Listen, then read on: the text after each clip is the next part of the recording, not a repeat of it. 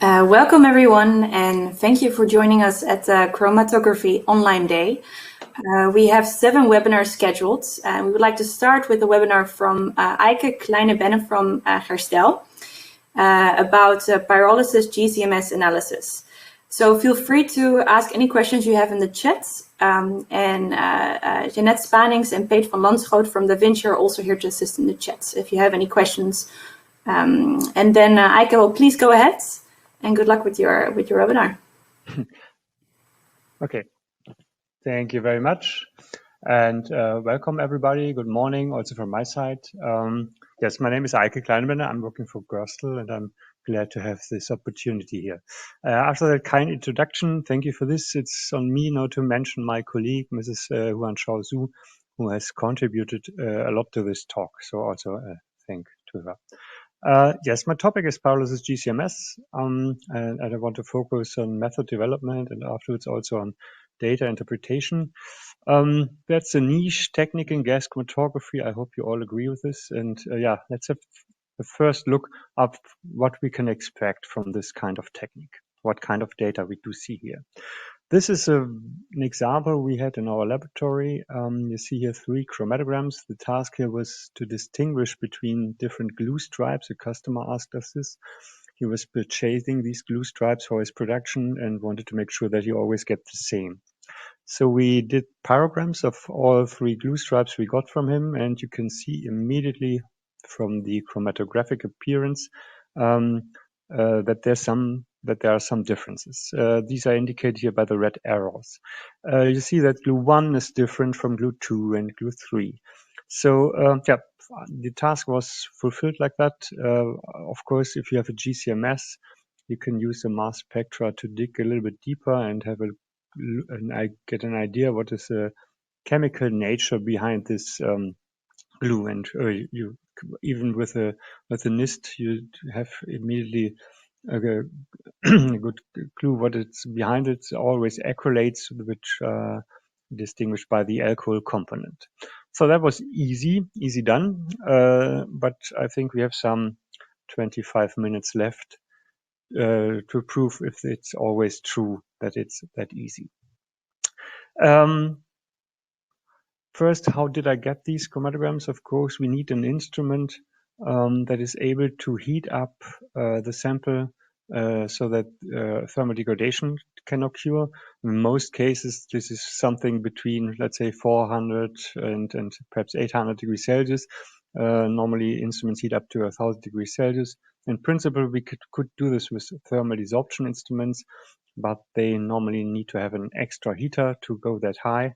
And that's exactly what we did. We used our thermal desorption instrument and equipped it with an extra heater. Here, it's a platinum coil. And then the sample itself is placed in little quartz tubes or vials. There are different formats available, which are attached to transport adapters. You can see this on the left side beside the instrument.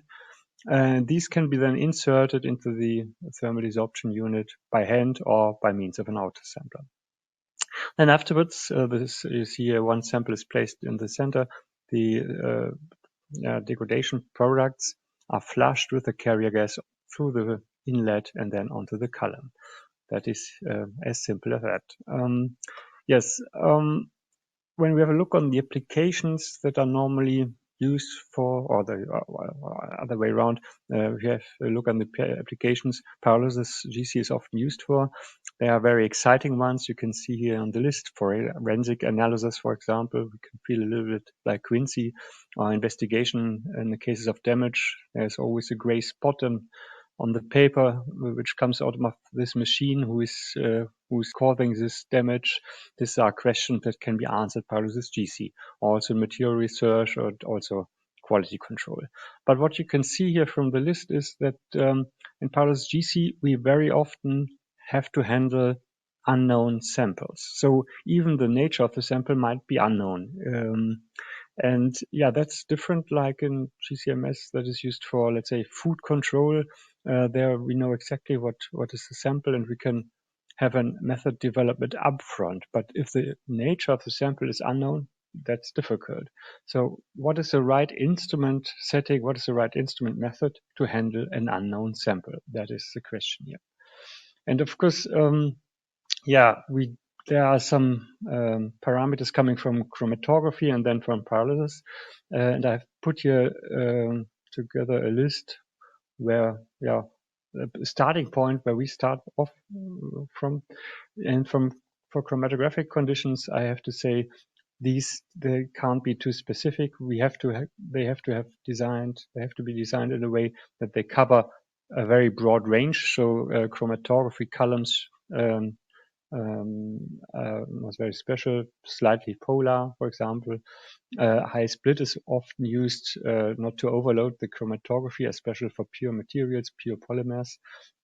GMS range, so the mass range should be high enough to record everything. And I like to start early because even the occurrence of water can tell you something, because if OH groups are eliminated, they form water, and that's a good information from your sample. So I try to monitor these also, although I have to admit that chromatograms might look awful afterwards, because you also see the permanent gases.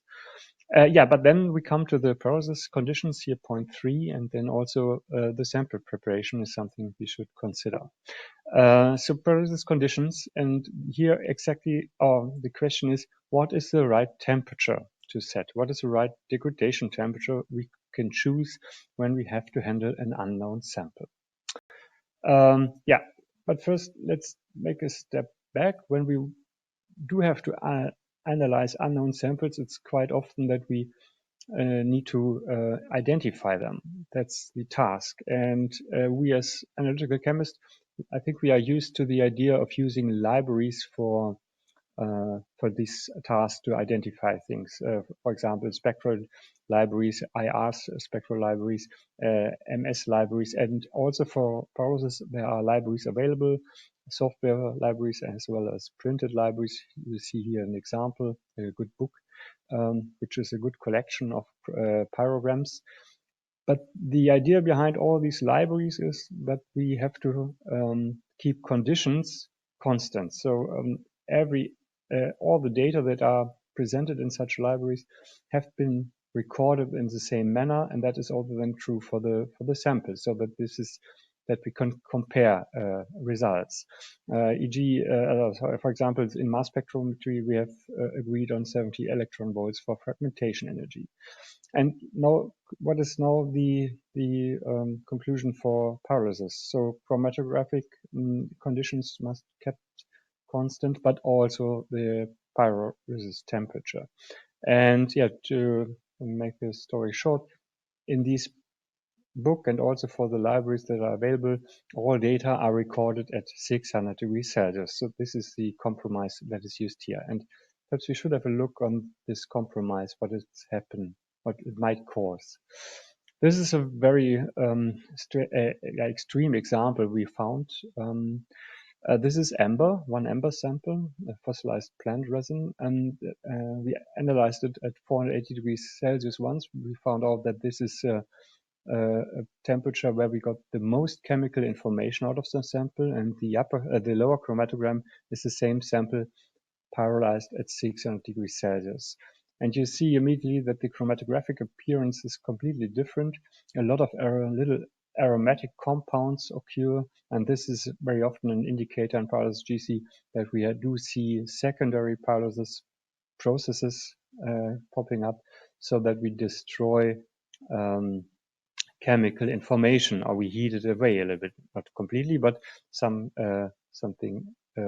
information is lost here in the sample. So you see 600 degrees Celsius, to apply 600 degrees Celsius to every sample, that's really a compromise. Yes, so perhaps it might be that we can come to the conclusion that we should pyrolyze materials not far above their degradation temperature. And you see a collection of different polymeric materials and their degradation temperatures, and you see these vary a lot. That means the compromise of 600 degrees Celsius is, from my perspective, a little bit of questioning. But there are strategies available to overcome this and to have to get pyrograms with the most meaningful data. You see here a collection of these strategies.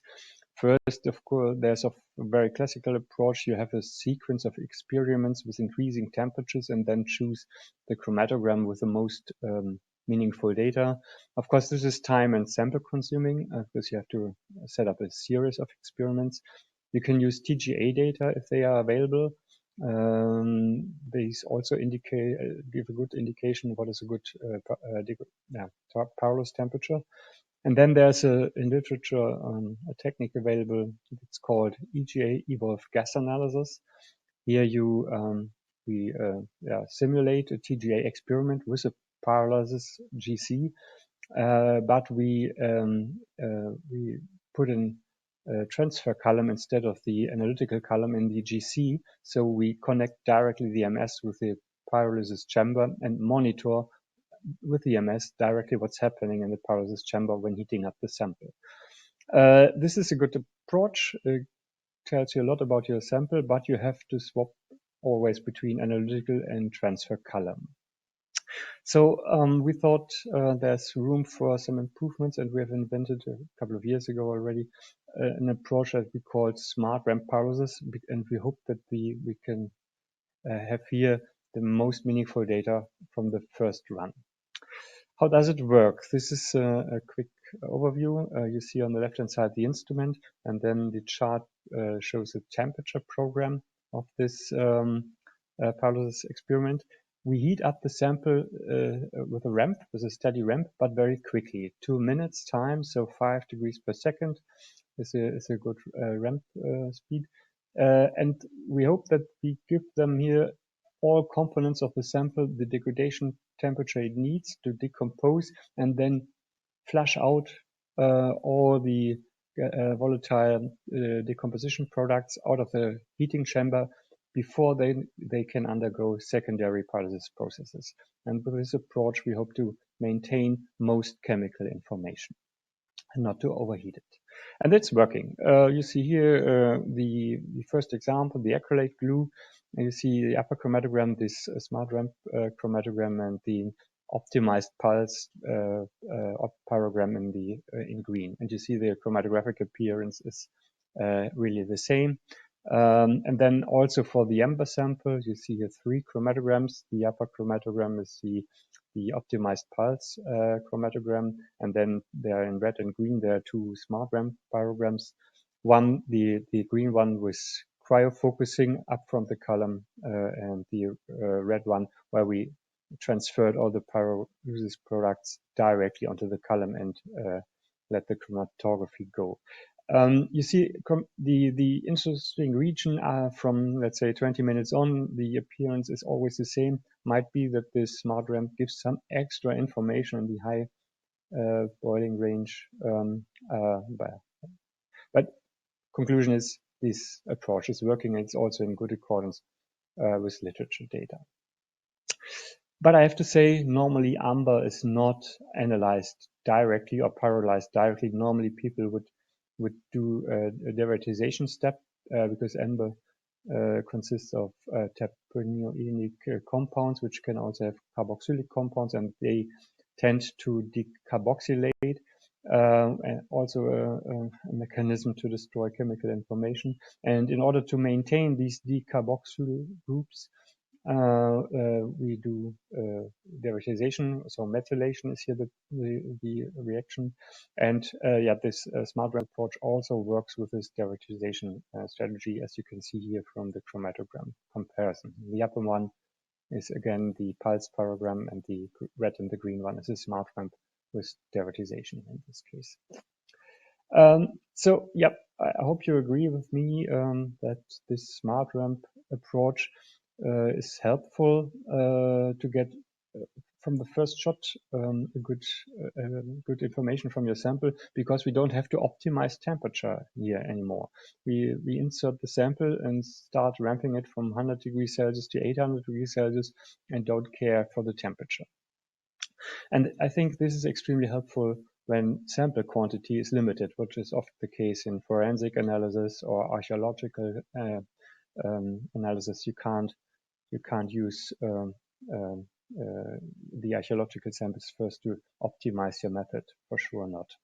Okay, the second parameter, or the second point I had here, was sample preparation. Unfortunately, time is too short to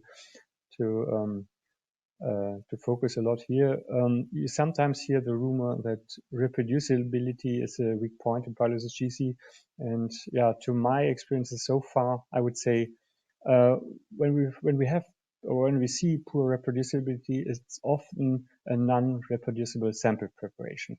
As long as we can make sure that we always bring in the same amount of sample and that's important, this in the same manner, so the same format, always as a powder, always with the same particle size and so on, or particle form, then the reproducibility of the results is given. But I have to say this is difficult because we have to insert very, very small amounts, less than a milligram, 200 micrograms of whatever, if it's a pure material, and that's difficult to handle. I know this. So that's the point. Yeah, but anyhow, we have to, sorry, I go back. We have to have this little sample loading because we overload the chromatography system heavily when inserting pure materials. So that's important to know. Okay, the second point, or the second part, is focusing more on data interpretation. Yeah, it's because data interpretation also is part of the information extraction process of my unknown sample. And yes, I think we can agree so far that pyrolysis or the pyrograms are complex chromatograms from even if it's only a pure material. And now imagine we have a mixture of materials, some co-polymers or multi-layer components. Then the resulting pyrogram is getting even more complex. And of course, this is shouting for database approaches to help for identification. And I want to go through this approaches. First, let's start again with a pyrogram of an unknown sample. Looks quite simple, not so many peaks. So what we can do here manually, first, you can go through all the mass spectra of the peaks and let's see if we can identify something with NIST and literature and whatever we have. And that's a good thing.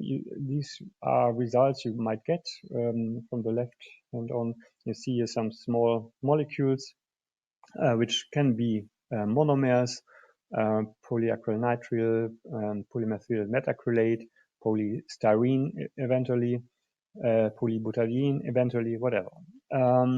But there are always remaining peaks which you can't identify or can't draw back to these monomers. And now the question is, do these peaks originate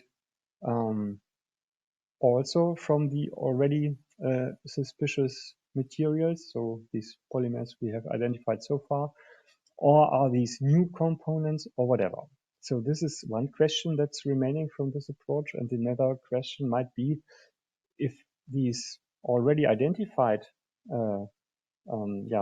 components like the polystyrene or whatever, are these or the styrene, are these really indicators for polystyrene? Is butadiene the monomer, if you find these, is it really an indicator that polybutadiene was part of the sample, or it's only accidentally there? Especially as polystyrene might originate from different materials and not only from polystyrene.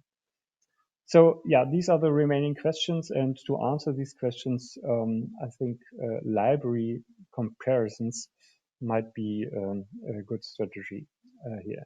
And there are different kind of techniques available. I try to put them together here. First of all, let's say there's a chromatography. You can simply use the chromatography pattern to have a library comparison. This can be done manually with a book or also with software. I remember 20 years ago there was software available or an invention that did this. But this is always problematic because retention time shift and something have to be considered. And this approach, if you only take the chromatography pattern, it ignores the mass spectra behind this. Then there's a second approach available. to use average mass spectra. What you do here is you take the chromatogram and make an average spectra over the whole chromatographic region. So you combine all the masses in one mass spectra, and then you have this one mass spectra, and this can be fed into libraries, NIST-like libraries. So you only have to compare then this complete mass spectra or full average mass spectra from your library with the sample. And this is a nice thing because it's working quite well, but it ignores completely the chromatographic information. So peak resolution is deleted because all the peaks are put together in one mass spectra. And what that means, I want to show you in the next slide. A moment, here it comes.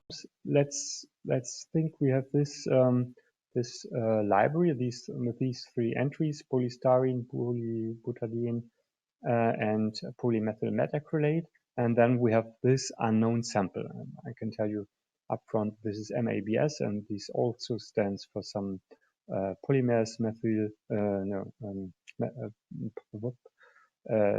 butadiene, styrene, and the A is polyacrylonitrile and methyl metacrylate. That was the M. Okay, so 3 of the 4 ingredients of this sample are in the library. So, and what the software now would do, it's to make a similarity comparison. And I would guess that for the first comparison, sample versus polystyrene, we will get a match because the biggest masses are there. But for the other ingredients, butadiene and polymethyl metacrylate, it's more difficult.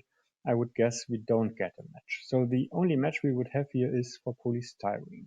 And the conclusion is for this approach, for this average mass spectra approach, we always need to have, for complex samples, we need to have the sample as part of the library to get a match. We don't get ideas of the ingredients if not the sample is already in.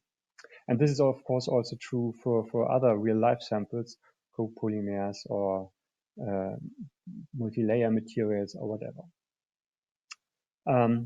Yes, so this is how the average mass spectra approach is working. But there's another software available now, which is using peak lists, and this is a different approach. Here we also take the original chromatogram, but we don't transfer. We use the mass spectra here, but we use also peak lists. So we transfer the chromatogram into such a table where the chromatographic information is in because of the time or the retention index, and then also the masses. So we use both the chromatographic information as well as the mass spectra information for library comparison. How this is working, I want to make obvious here with a little example. On the left-hand side, the gray box, this is, let's say, the library with polymers and consisting of a lot of peaks, and every peak color here stands for the same mass spectra.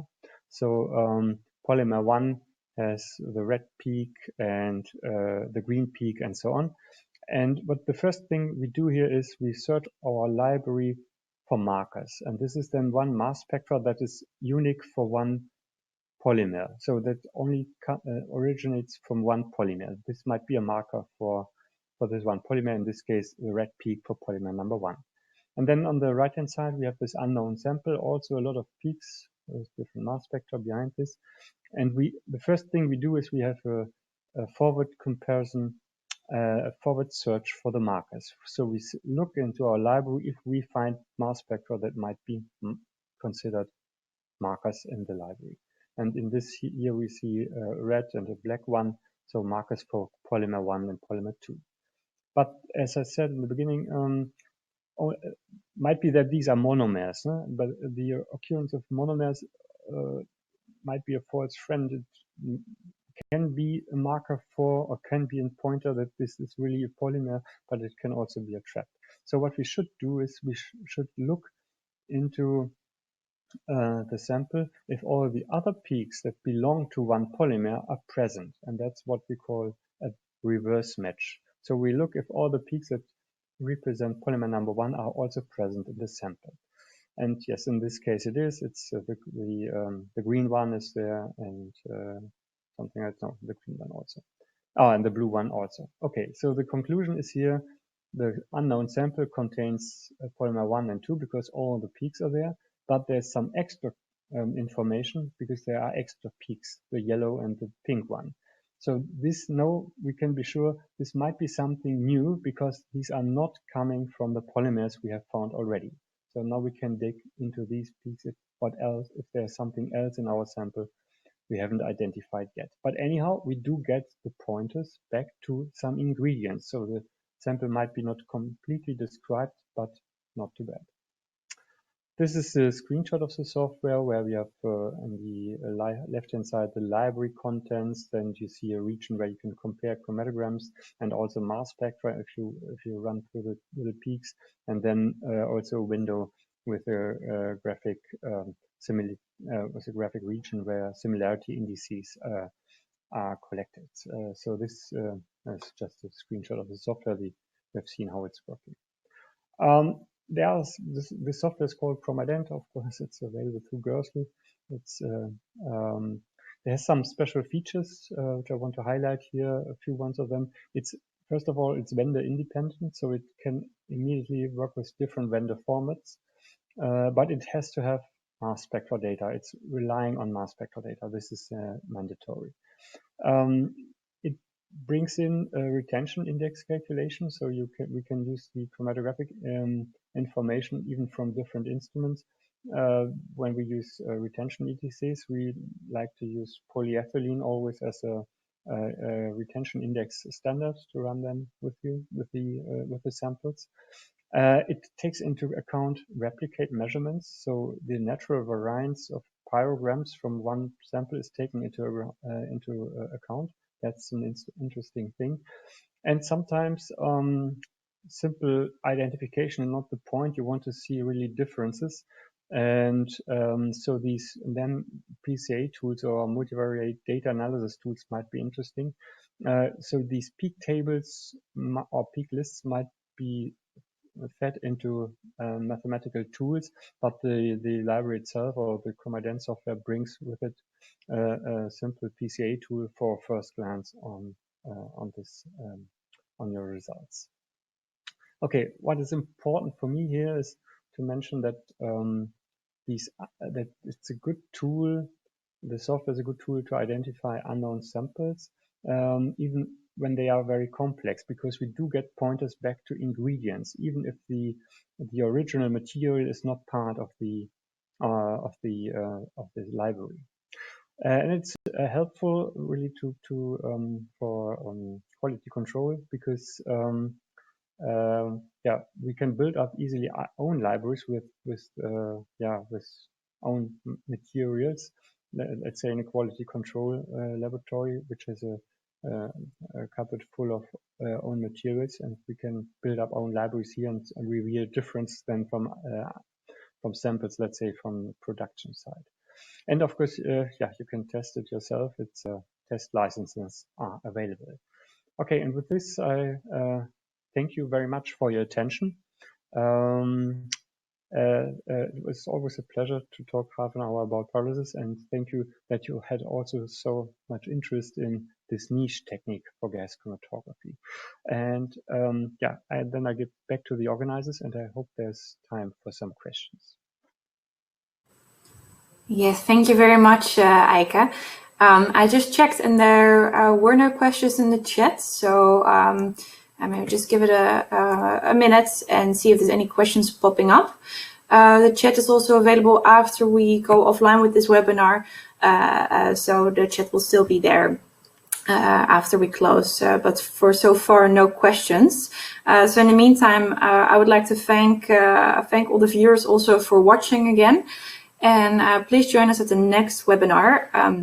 In about half an hour, we start with a webinar from Ad Hagenaars from Waters.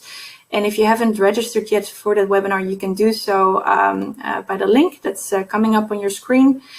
And all these webinars are recorded, and they are available to watch afterwards as a replay. So you will, at the end of today or tomorrow morning, you will receive an email to notify you that the replays are available to watch. And then I'll see a question coming up as well. Okay. If you can you see the questions in the chat? Oh, I have to go to the chat. Where's the chat? I see. One moment. What would be the best temperature to set up the pyrolysis method? Okay. Yeah. That's something difficult because I said there's sometimes no best temperature. Libraries are working with 600 degrees Celsius. It's a compromise, as I tried to point out. You might consider using our smart ramp approach if your instrument is able to do so. You need to be quickly 5 degrees per second. That's a good thing. If not, yes, then I would really start with the 600 degrees Celsius, because then you are in most accordance to literature data, so that you can compare your chromatograms with literature.